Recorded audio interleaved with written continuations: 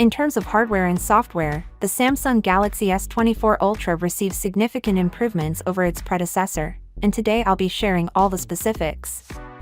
According to a tweet from S24, the 3x telephoto lens will be upgraded to a 50-megapixel sensor. This is a significant improvement over the 10-megapixel sensor of the predecessor, and it will inevitably produce images with a much higher resolution and, hopefully, a higher level of quality than the primary camera. Stacking batteries in the S24 series to increase the fast charge speeds and the capacity was previously rumored, but it appears that the increase is not as significant as we'd hoped, even though it is still an improvement to the telephoto lens.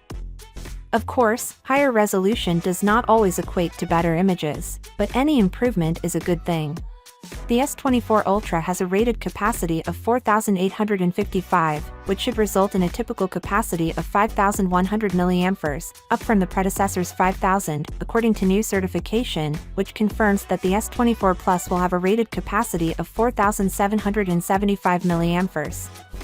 Although Samsung has been playing it much too cautious in recent years, the certification does not provide any information on rapid charging capabilities.